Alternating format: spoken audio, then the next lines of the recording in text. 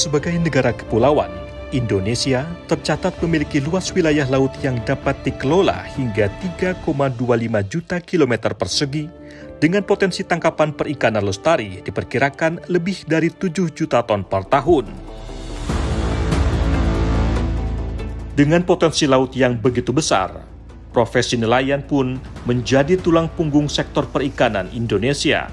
Namun di balik perannya yang krusial, nelayan kerap berada dalam posisi rentan mulai dari cuaca ekstrim, eksploitasi harga ikan, hingga ancaman penangkapan ikan ilegal oleh kapal asing.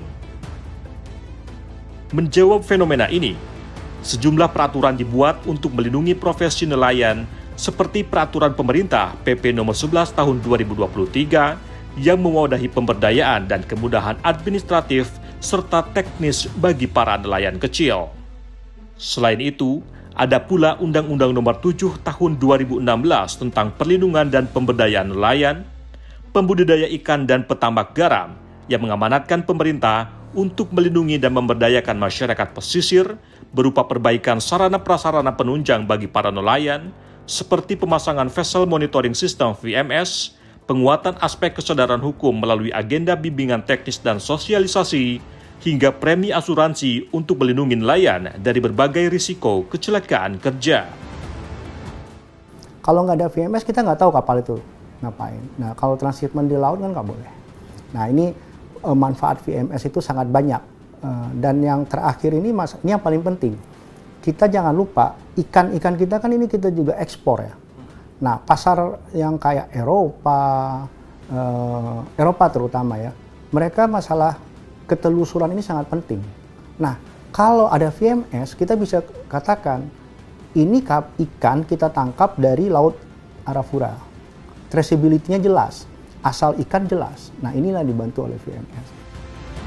Nah, kalau kepada ABK, biasanya kita memberikan bantuan kompetensi, terus kita kasih standar rekrutmen, dan kita juga baru kerjasama dengan Kemenaker untuk memudahkan dalam perekrutan ABK ini. Karena dalam kasus ABK itu banyak yang terjadi masalah kesejahteraan nantinya. Biasanya dispute antara si pekerja dengan pemilik kapalnya. BPAN itu yang untuk asuransi nelayan itu memang 2016 sampai 2019 pernah kita kasih. Itu zamannya Pak Jokowi ya, kita kasih bantuan premi, bayar premi asuransi bagi nelayan. Dengan kompleksitas regulasi di laut, nelayan kerap berhadapan dengan masalah hukum, terutama terkait pemenuhan ketentuan kegiatan di laut hingga kelengkapan dokumen perizinan kapal. Dalam situasi seperti ini, banyak nelayan kecil yang tidak memiliki akses terhadap pendampingan hukum yang layak. Untuk itu, Kementerian Hukum melalui Badan Pembinaan Hukum Nasional BPHN sebagai penyelenggara urusan hukum negara menggulirkan program bantuan hukum gratis bagi nelayan sesuai yang tertuang dalam Undang-Undang Nomor 7 Tahun 2016. Untuk menjembatani masyarakat mendapatkan kemudahan atau akses keadilan, maka dibentuklah program bantuan hukum yang diselenggarakan oleh negara. Bantuan hukum yang didapatkan masyarakat itu sama dengan yang diatur dalam undang-undang sebenarnya.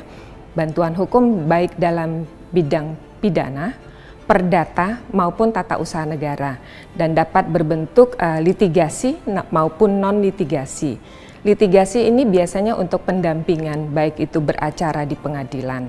Nah, kalau untuk yang non-litigasi biasanya dalam bentuk penyuluhan hukum, konsultasi hukum, kemudian memberikan advokasi seperti itu, model yang tidak memberikan atau tidak dalam rangka beracara di pengadilan. Badan Pembinaan Hukum Nasional BPHN juga mengarahkan pembentukan pos bantuan hukum Posbankum di setiap desa dan kelurahan sebagai bentuk pemberian akses layanan hukum dalam memperoleh informasi dan tempat menyelesaikan permasalahan hukum yang dihadapi masyarakat pesisir. Program ini dimulai dengan pelatihan paralegal dari setiap kelompok keluarga sadar hukum Kadarkum yang bertajuk Pendidikan dan Pelatihan Paralegal Serentak Diklat Parleta. Diklat ini terselenggara melalui kolaborasi antara BPHN, kantor wilayah Kemenkum di seluruh Indonesia, dan pemberi bantuan hukum PBH. Jumlah Posbankum itu sendiri sampai saat ini 1.764 Posbankum.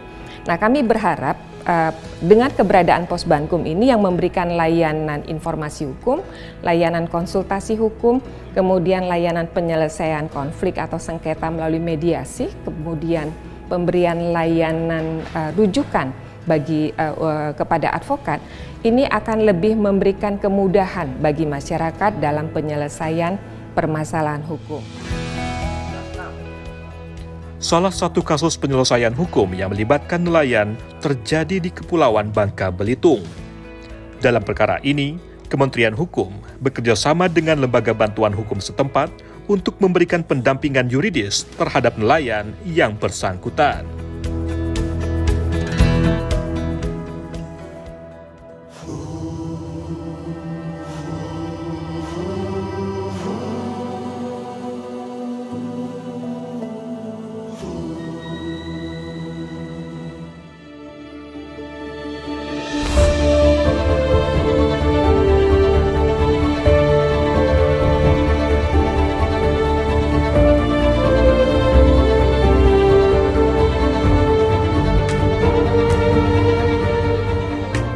Pagi itu, matahari di kota Pangkal Pinang belum terlalu tinggi.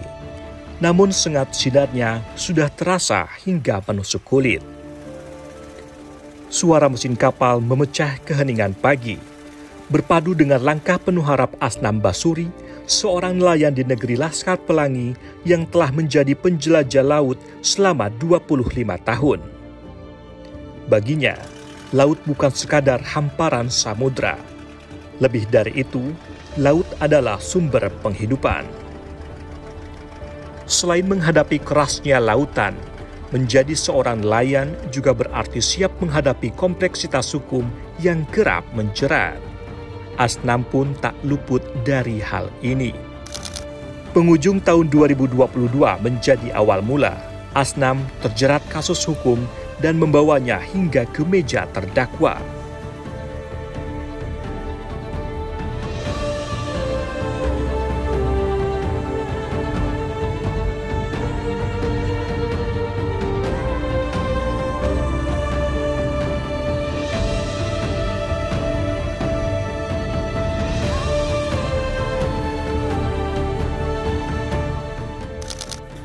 Berarti ini lokasi tempat waktu itu Bapak dipermasalahkan hukumnya, Pak? Ya.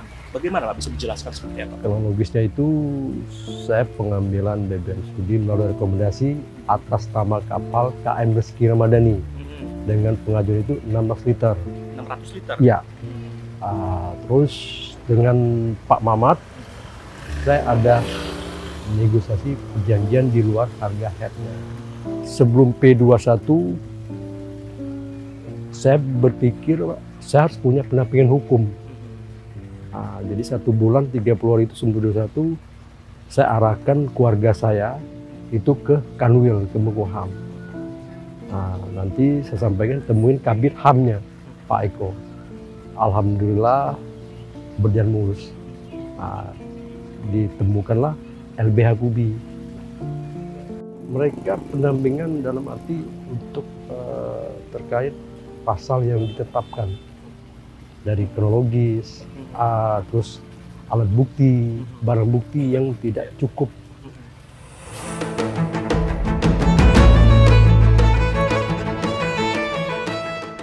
Lembaga Bantuan Hukum Keadilan untuk Bangsa Indonesia LBH Kubi sebagai perpanjangan tangan negara melalui kemitraannya dengan Kementerian Hukum Kantor Wilayah Kepulauan Bangka Belitung, hadir untuk memberikan bantuan hukum dan pendampingan kepada nelayan, termasuk kepada Asnam Basuri. Berbekal sertifikat akreditasi yang dimiliki, LBH Kubi secara progresif memberikan pendampingan hukum, mulai dari proses pemeriksaan dan penyidikan, pembelaan di muka persidangan, hingga menindaklanjuti vonis yang diberikan oleh majelis. Kita kerjasama dan terakreditasi oleh Kemenkumham ya. Jadi ada kriterianya, baik itu masyarakat maupun nelayan yang tidak mampu atau dikeluarkan oleh pemerintah atau pemerintah daerah, masyarakat yang tidak mampu, terus kita koordinasi dengan RT setempat. Semua proses dan tahapan yang dilakukan oleh LBH Kubi, mulai dari pendampingan, pembelaan, hingga putusan berkekuatan hukum tetap atau inkra, sepenuhnya dibiayai oleh negara. Nelayan hanya berkewajiban menyampaikan bukti, informasi, dan keterangan perkara secara benar kepada LBH, serta membantu kelancaran pemberian bantuan hukum.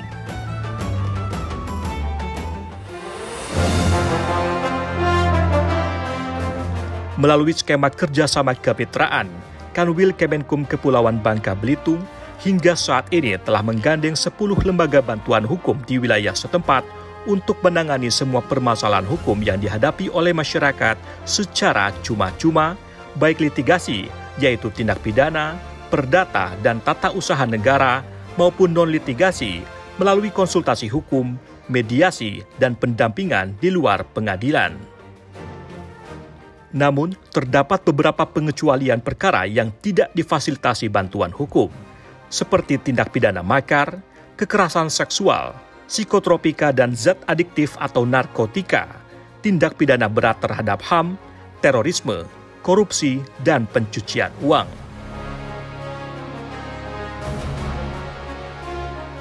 Sebagaimana tugas fungsi kami berdasarkan Permenkum nomor 2 2024 tentang organisasi tata kerja Kantor Wilayah Kementerian Hukum, mempunyai fungsi menyelenggarakan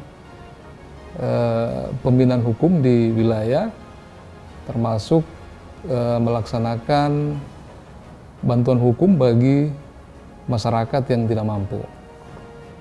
Yang upaya preventif yang dilakukan dalam bentuk pembinaan hukum melalui kegiatan-kegiatan penyuluhan hukum, melakukan kesadaran hukum kepada masyarakat untuk tidak melakukan hal-hal yang sifatnya pelanggaran hukum. Adapun Kementerian Hukum Kepulauan Bangka Belitung mencatat, saat ini kasus yang sering menjerat para nelayan di wilayah tersebut adalah terkait penggunaan alat tangkap ikan.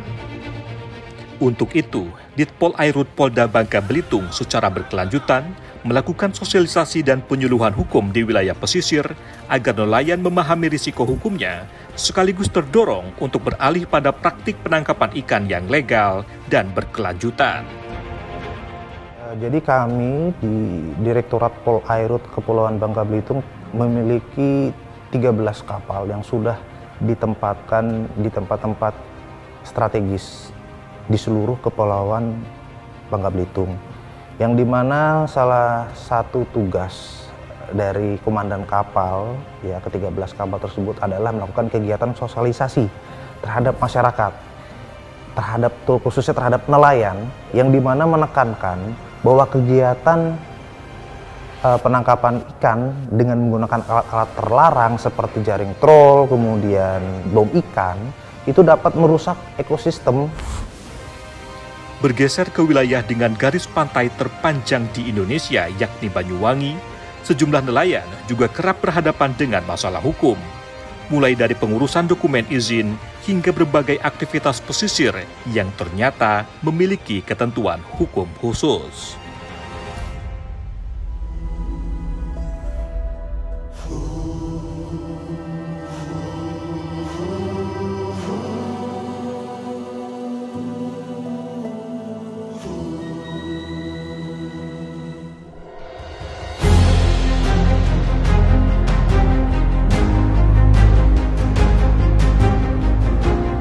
memiliki garis pantai sejauh 175 km. Kabupaten Banyuwangi, Jawa Timur menjadi salah satu daerah dengan garis pantai terpanjang di Indonesia. Laut Banyuwangi yang kaya menjadi tumpuan hidup bagi warganya yang sebagian besar berprofesi sebagai nelayan. Namun di balik kekayaan Laut Banyuwangi, tersimpan potensi konflik dalam pemanfaatan ruang dan sumber daya laut yang senantiasa mengintai para nelayan dari waktu ke waktu. Pemirsa, saya saat ini berada di Pantai Cemara di Kabupaten Banyuwangi, Jawa Timur. Di tempat ini saya akan menemui Muhammad Muhyi, seorang nelayan yang sempat berhadapan dengan hukum, namun berhasil teradvokasi oleh pemerintah Kabupaten Banyuwangi. Seperti apa kesaksiannya? Mari ikuti saya.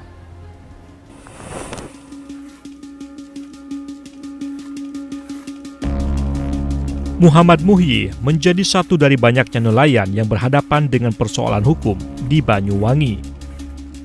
Pak D. Muhyi, begitu ia akrab disapa, tak pernah menyangka inisiatifnya menjaga keseimbangan ekosistem laut justru berujung pada ancaman pidana karena ia diduga melanggar pasal 21 ayat 2 Undang-Undang Nomor 5 Tahun 1990 tentang konservasi sumber daya alam hayati dan ekosistemnya dengan ancaman hukuman penjara maksimal 5 tahun dan denda hingga 100 juta rupiah. Bisa dijelaskan Pak, saat itu seperti apa awal mulanya Pak? Oke, kita sampaikan tentunya kita mengawali kegiatan kami di Pantai Cemara ini pada tahun 2014. Mencoba dengan adanya pendaratan penyu, satu sarang itu sebanyak 101 butir dan alhamdulillah yang menetas 89 ekor. Jadi kita sampaikan bahwa daripada telur penyu ini kita jual di pasar, jadi mendingan kita tangkar dan kita untuk kegiatan konservasi, itulah salah satunya. Jadi yang dipermasalahkannya itu proses pemindahan dari alami ke semi alami. Ke semi alaminya, iya betul sekali. Tapi kan kita kan berpikir juga dengan adanya semacam itu akan banyak sekali predator. Predator yang pertama itu yang kita sampaikan manusia, iya.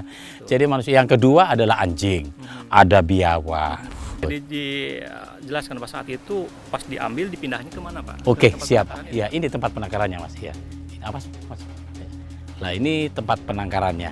Iya. Ini swadaya masyarakat. Swadaya masyarakat ya Mas. Iya, betul. Betul sekali. Nah, ini jadi dari alam. Dari alam tadi yang siap ya. Iya, dari alam langsung kita pindahkan ke tempat semi alami. Nah, ini sinilah kita juga menyesuaikan dengan yang alam. Muhyi, itu tadi disampaikan bahwa permasalahan hukum yang Bapak alami sudah tertangani Pak, tidak sampai ke ranah pidana tapi terselesaikan oleh pemerintah Kabupaten Banyuwangi sendiri. Yeah. Itu seperti apa prosesnya? Advokasi kah atau lewat apa Pak? Jadi mereka tuh menyampaikan bahwa yang sudah kita lakukan ini bentuknya bukan secara komersial. Jadi begitu bertelur terus telurnya kita makan, kita jual dan sebagainya, itu yang menjadi permasalahan. Jadi alhamdulillah dengan yang disampaikan oleh Kabid Tangkap Dinas Perikanan itu mereka akan mengerti yang sudah kita lakukan. Pemkab Banyuwangi sebagai representasi negara secara aktif melakukan advokasi dan pendampingan kepada pihak yang berperkara, memberikan pemahaman mengenai konflik yang terjadi, sehingga beberapa kasus seperti kasus Muhyi misalnya dapat diselesaikan melalui mekanisme mediasi hukum tanpa harus berlanjut ke proses litigasi yang lebih kompleks. Ada yang memang sengaja orang-orang di luar itu selalu memantau keberadaan penyu di sekitar karena sering mendaratnya penyu, ya itu nanti khawatirnya telurnya ini diambil. Nah, ini yang menjadikan konflik seperti itu. Alhamdulillah, pemerintah selalu hadir di situ. Kita bahkan kalau perlu 2 jam, ya, bukan 1 kali 24 jam, gitu ya. 2 jam kejadian itu langsung kita turun, kita tangani. Masalah lain yang kerap menjerat para nelayan adalah terkait dokumen perizinan. Kementerian Kelautan dan Perikanan pada tahun 2024 mencatat sebanyak 207 nelayan di seluruh Indonesia terdampak kasus ini. pengurusan dokumen itu kan sulit banget untuk nelayan seperti saya itu. Panjang banget birokrasinya, banyak pintu yang harus kami lewati, Pak. Mana cek kelayakan dari Sabandar, perhubungan. Terus setelah itu sampai jadi beberapa lembar itu nggak ada yang satu pintu langsung selesai, nggak ada, Pak. Ya ada pendampingan di waktu itu. Saudara Kepala Dinas Perikanan yang ada di Muncar namanya Pak Abidin mendampingi. Ada juga waktu itu Pak Haji Hasan Basri untuk menjadi tenaga yang menerangkan itu aja ya. Kalau kami sebenarnya tidak melanggar gitu. Pendampingan hukum yang diberikan oleh Dinas Perikanan bersama dengan Himpunan Nelayan Seluruh Indonesia HNSI Kabupaten Banyuwangi berkontribusi pada upaya pembelaan yang menghasilkan pengurangan vonis pidana pada Kasim dan kelompoknya. Ada niatan untuk mengurus dokumen-dokumen tertentu, ada niatan. Cuman waktu dalam melaut nelayan bisa memerlukan waktu 6 bulan. 6 bulan baru bisa kembali ke darat.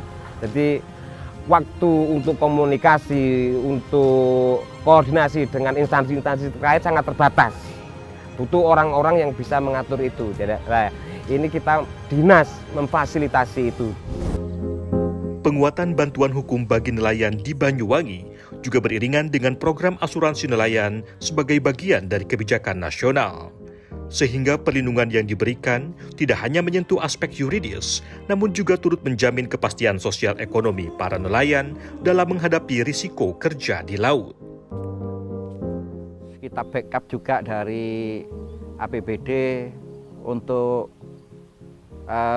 jaminan ketenaga kerjaan, karena ini termasuk nelayan ini kan termasuk pekerja rentan yang berisiko tinggi. Jadi khawatir ada kecelakaan kerja atau mungkin juga kematian karena sakit, capek, dan gitu kan. Itu sering terjadi. Alhamdulillah di tahun 2004 kemarin kita mampu mengcover sebanyak 2.500 nelayan. Yang kebetulan di dalamnya juga ada yang masuk dalam kategori tanda kutip itu masuk OGDK. Jadi unit darurat kemiskinan, seperti itu. Dan ini sangat membantu kepada mereka ketika mereka ada tahun kemarin ada yang meninggal karena kecelakaan, meninggal sakit, keluarganya merasa terbantu. Tapi kan tidak diharapkan tentunya tercover ya. Sebanyak 2.500 nelayan. Ya tahun 2025 ini insya Allah ini ditingkatkan lagi kita karena di anggaran APBD. Alhamdulillah pemerintah daerah sangat perhatian benar. Ada targetnya? Ada tambahan sekitar 250 orang lagi. Untuk memudahkan akses nelayan terhadap bantuan hukum, pemerintah Kabupaten Banyuwangi menghadirkan inovasi berupa pojok jaringan dokumentasi dan informasi hukum JDIH hingga ke desa-desa. Masyarakat maupun nelayan yang memerlukan bantuan ataupun konsultasi hukum dapat menghubungi call center yang terhubung langsung dengan tim advokasi dan pendampingan hukum. Manfaatnya yang signifikan membuat Kabupaten Banyuwangi berhasil meraih penghargaan JDIH terbaik selama 5 tahun berturut-turut dalam kurun waktu 2020 hingga 2024 dari Kementerian Hukum Republik Indonesia. Kami mengintegrasikan sistem JDIH itu melalui desa. Jadi desa ini bisa mengupload pertama mengenai produk hukumnya, mengenai konsultasinya di desa. Jadi dia mempunyai anjungan dan itu kita formulasikan dalam bentuk program-program yang sudah kita tentukan di JDIH. Jadi mereka tinggal mengadopsi, dia melaksanakan. Jadi ketika ada informasi apapun mengenai produk hukum, mengenai permasalahan hukum, langsung bisa diakses oleh masyarakat di tingkat desa seandainya dia tidak membuka JDIH kita. Jadi di desa sudah cukup.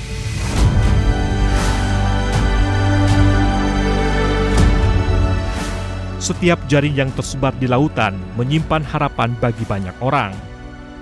Namun kompleksnya hukum dan kepentingan yang ada di laut kerap menjadi ancaman terhadap profesi ini. Untuk itu, negara berperan penting dalam memastikan agar nelayan dapat bekerja dengan aman, sehingga laut tetap menjadi sumber penghidupan bagi semua.